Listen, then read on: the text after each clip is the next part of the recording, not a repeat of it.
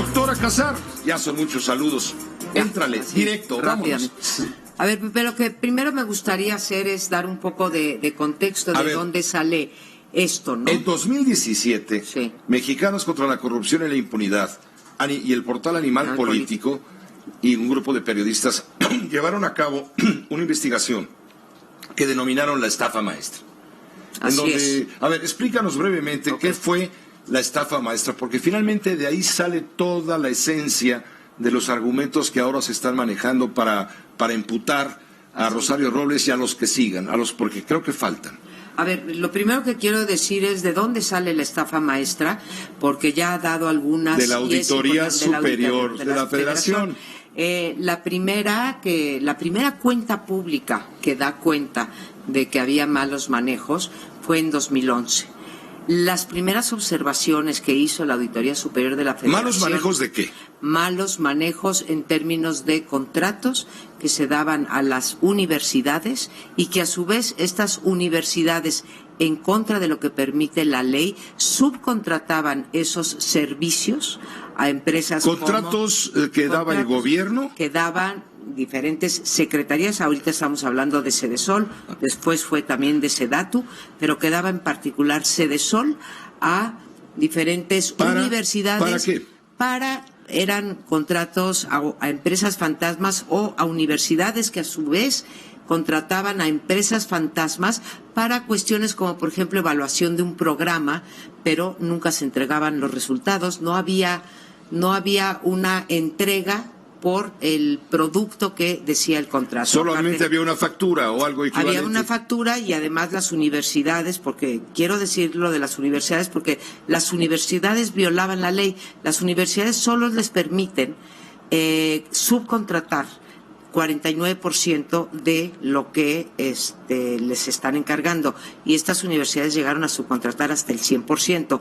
Ese es un hoyo que hay en la ley, en donde tú, entre entes públicos, y las universidades públicas son entes públicos, tú puedes dar un contrato legalmente sin licitación, o sea, por adjudicación directa, ¿sí? Entonces se encontró ese caminito para que diferentes dependencias pudieran hacer contratos sin licitación, ¿sí? Y simular. ¿Para qué? ¿Para qué? Pues para los más diversos aparentemente cosas. Para hacer una evaluación, para hacer una encuesta, incluso de satisfacción, comerciales. Spots comerciales, pues por eso salen a relucir. Que nunca se hicieron. Que no se hicieron, algunos sí se hicieron. ¿Y ese dinero a dónde fue a dar? Eso es lo que nadie sabe. La Auditoría Superior habló con la exsecretaria de Desarrollo Social, según dice el ex auditor Portal, varias veces, y nunca solventó estas observaciones. ¿De dónde fue a dar dinero? Sí. No, en un momento sí las solventa, pero como dijo el ex auditor Portal, el mismo día que se entrega el contrato, se entrega a la universidad entrega el otro contrato y se entrega el producto, todo en un espacio de 36 horas. No puede ser, ¿no? Que tú pidas una cosa, un servicio, ¿sí? Y que se realice al mismo tiempo. Entonces, mandaban cajas y cajas y cajas. ¿Cuántas universidades estuvieron involucradas? ¿Recuerdas el número? 9 o 10 universidades. 9 o 10 universidades. Sí. Y hay muchas más dependencias universidades del Estado, del gobierno, estatales, pues, sí, en los estados. Si no operaría esta exención de la ley.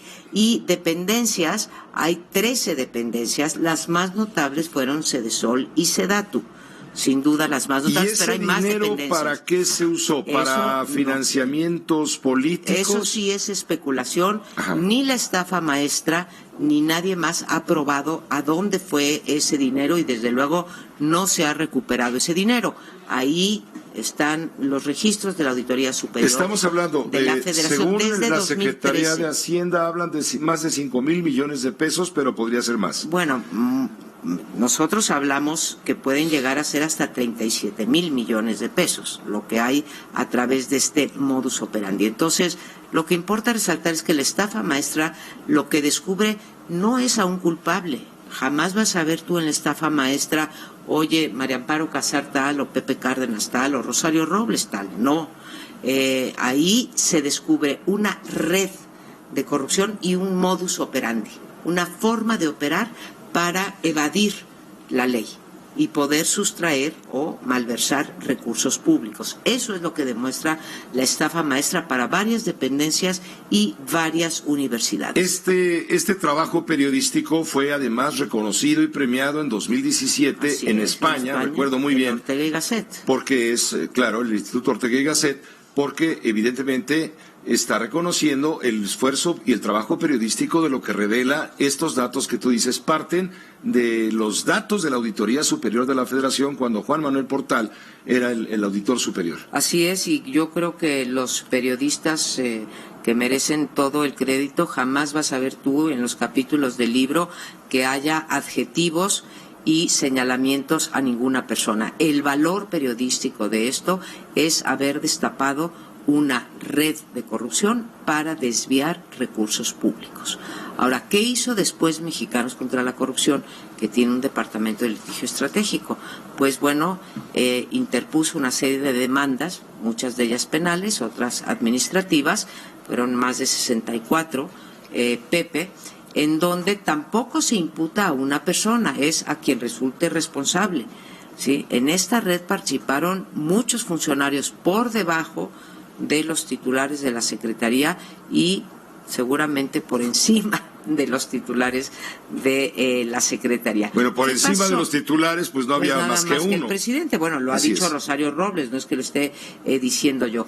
Cuando Andrés Manuel López Obrador... Perdón que te interrumpa, ¿se justifica entonces que el juez que está siguiendo la causa del juez federal recomiende a la Fiscalía investigar si hay algún vínculo de José Antonio Meade, que fue el sucesor de Rosario Robles en Sedesol y luego muchas otras cosas, y se investigue a Enrique Peña Nieto, que fue lo que él sugirió, propuso a la Fiscalía? Mira, que quede muy claro, esto no es estos desvíos no son de una persona, y esos miles de millones de pesos que demuestra, por un lado, la auditoría y después con investigación propia la estafa maestra, miles de millones, no fueron a la cuenta personal de una sola persona, ¿sí?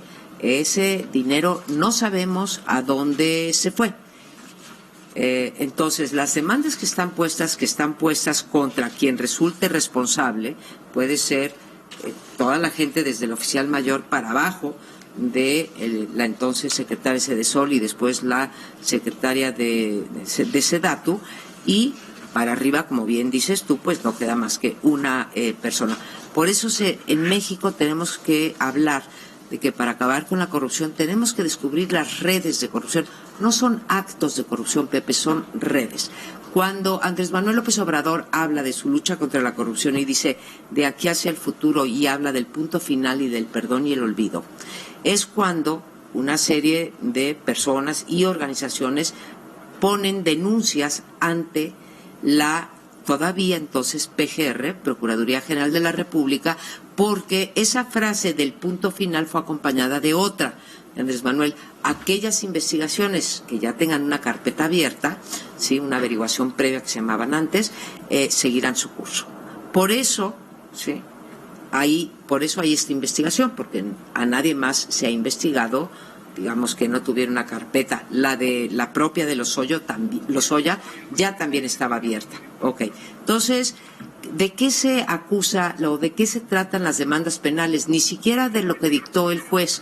La demanda penal aquí está, de la justo, que se habla... Justo lo que estás diciendo lo dijo el presidente por la mañana hoy en Palacio Nacional. Mira, te lo pongo.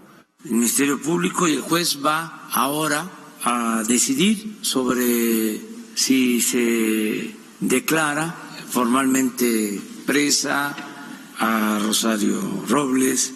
De acuerdo al procedimiento, se tiene que llevar a cabo un juicio, el proceso está abierto, o sea, hay términos legales, el juez va a resolver en definitiva y va a decidir si existen implicados, si hay que llamar a declarar a otras personas, pero no es un asunto nuestro, tampoco soy Poncio Pilato, ¿eh?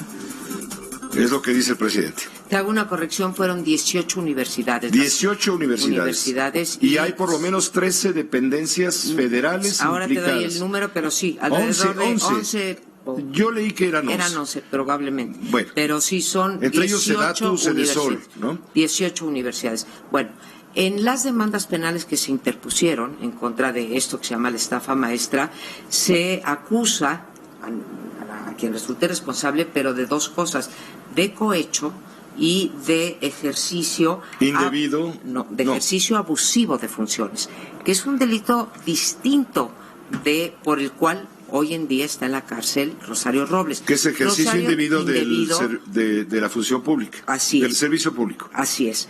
Y ese merece una prisión de entre 2 y 7 años. Pero aquí podría configurarse el delito de asociación delictuosa. Se pueden, a partir de las denuncias penales, se pueden configurar, se abre la investigación y se pueden, descubrir otros delitos distintos a los cuales contiene la demanda inicial. Te insisto, Mexicanos contra la Corrupción, la que puso fue por cohecho y por ejercicio abusivo de funciones. Ninguna merece prisión preventiva. Hoy dijo Lo que llama la atención, Pepe, es que solamente se haya centrado en un personaje, que es en efecto Rosario Robles, porque pues esto involucra a mucha más gente, ¿no? Hoy dice el titular de la Unidad de Inteligencia Financiera, ya lo informábamos hace unos minutos, Santiago Nieto Castillo, dice que se prepara una nueva denuncia contra Rosario Robles, por lo menos por 105 convenios presuntamente irregulares con universidades por más de 800 millones de pesos.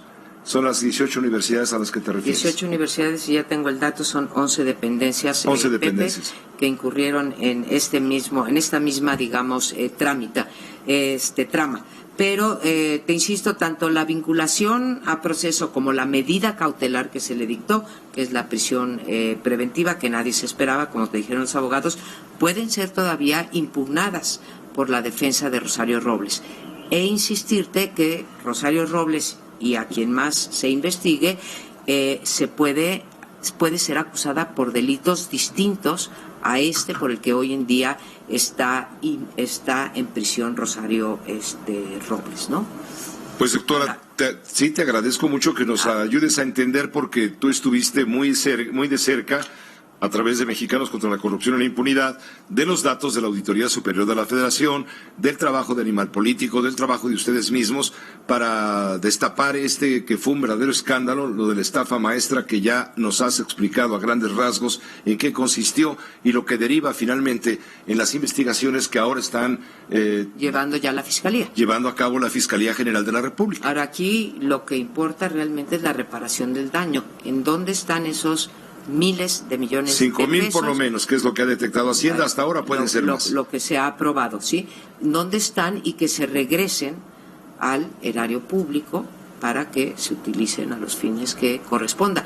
Eso es lo que yo, igual que Rosario Robles, estoy decepcionada de la justicia mexicana, por unas cuestiones distintas a lo que está decepcionada ella, pero porque nunca acabamos de cerrar el círculo y quedarnos con la idea de que no es un acto de corrupción, es un modus operandi de los gobiernos para desviar los recursos públicos, Pepe. Eso es muy importante, hay que subrayarlo. Muchas gracias, doctora Casar. La doctora María Amparo Casar, en su juicio